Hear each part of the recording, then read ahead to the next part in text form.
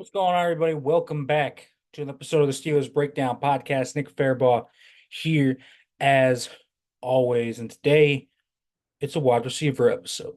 Because, yes, we are going to talk about one, Davante Adams, but two, a lot of you have been commenting under videos saying, what is going on with Roman Wilson? I'm going to try and explain that to y'all and try and give you why he's not playing, maybe when he will be back, et cetera, et cetera. First, let's talk about Davante Adams.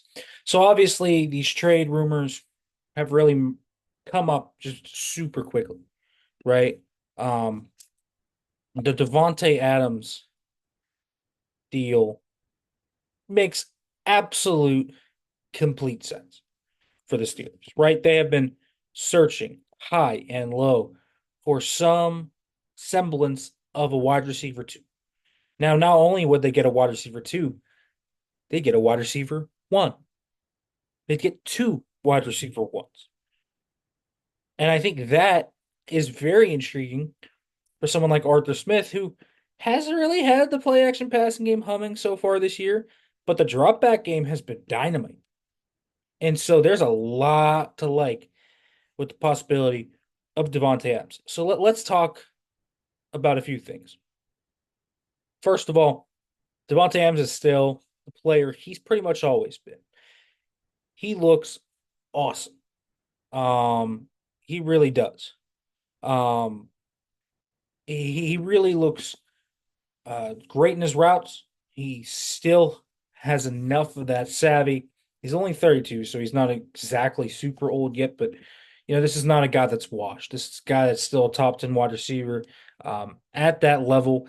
And so he is a very, very good player. He can separate with the best of them still. This is a guy that transforms your offense in terms of your passing game. So he is a phenomenal receiver, and that is why you are hearing so many teams interested in him regarding this trade. Second of all, the cap implications are not really that crazy. Now, it is on paper, right? The cap space discussion for 25 and 26 are like, oh my goodness, look at all that money that he's going to cost. He has base salaries north of 34 million. Um, I think his cap it's like 44 million 1 year. And here's the thing. He has no guaranteed money after this year. This was a 5 year, $140 million deal, and he has zero, zero guaranteed money after this year. What this means is if you are trading for Davante Adams right now and you are not reworking his contract in any context, he is a rental. He is a half a year rental. And so that is going to naturally drive his costs down if you only get him for half a season. Now you can rework his contract, and there have been murmurs out there that Davante Adams would want to rework contract, team that would want to rework contract, the Raiders would want to rework the contract. All sides would want that for a few reasons. The team acquiring him, whether that would be the Steelers, you get him for multiple years. Davante Adams, security. The Raiders, because you get more of a compensation for him. Now, second round pick plus additional compensation, they're not getting that. Even if he is willing to rework a contract, they're not getting that money. The money, they're going to have to take some money and eat something to get that. And I'm not sure how much they want to eat. And so Adams is going to be a guy that probably gets a rework deal in some respects and probably goes for like a third round pick. Third round pick, maybe something else thrown there to spice up the pot a little bit. And so that's probably around where he ends up. And obviously the Steelers should go after. I mean, he is a perfect fit in their offense.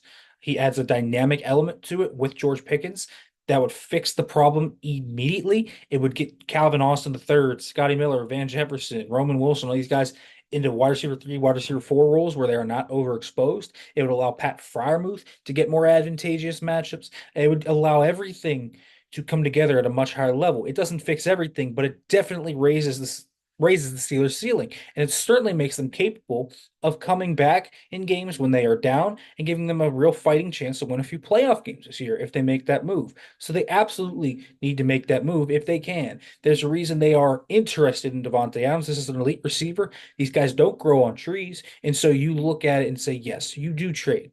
Because listen, I understand you can say he doesn't make him a Super Bowl contender. And that could be an argument.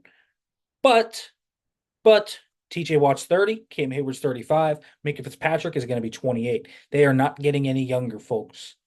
These guys are not getting any younger. You have to maximize the superstars you have on defense, maximize them while they are here and still dominant. They aren't going to be dominant forever. The fact that Cam Hayward is still as good as he is at 35 is a miracle. And so you have to make this move to me. You have to get that momentum moving in the playoffs. The Steelers are starting to have some building blocks there. So the Davante Adams trade makes so much sense to me, and they should do it if they can. We know that there's going to be the Jets are obviously going to be a big time problem here because Aaron Rodgers and Davante Adams is going to want to go there, or maybe the Saints. The Saints, though, the cap issue is are so strong that feels less likely to me. The Jets definitely can make it happen, and so the Steelers feel like a team that makes sense. But does Davante Adams want to come here? Does he want to rework that contract? Because if he doesn't, the Steelers are not going to offer as much as say a team like the Jets, who maybe can rework the contract because Davante Adams wants to be there beyond this year. So that is definitely something to consider in all these factors. But they should make that move if they can do. As for the next topic, I want to talk about Roman Wilson. All right, you guys keep commenting down below. Why is Roman Wilson not playing? Why is he not playing? Because the production behind George Pickens is not good, right?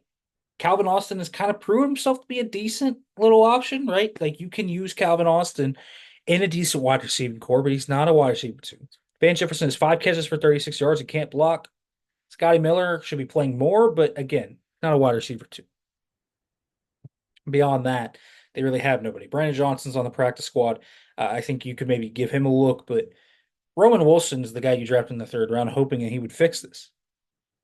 So there's two reasons why. First of all, the reason Mike Tomlin has given the playbook, the catch up time, because Roman Wilson has missed so much time with the high ankle sprain. He missed 7, almost 8 weeks with this injury. He missed almost all of training camp. He missed all padded practice but one and got hurt on the 6th play of the first padded practice. He missed so much time of the summer, of the early season. He has to play catch up. It isn't an option. He has to play catch up. There are things he has to learn. There are things he has to take in. That could take 2 to 3 weeks. Okay. But here's the other thing. He's not healthy. I know he's off the injury report with that ankle injury. You know who else was off the injury report when they were hurt? Broderick Jones. He's still not fully healthy, but you could tell Broderick Jones was not fully healthy, right? We talked about that so much.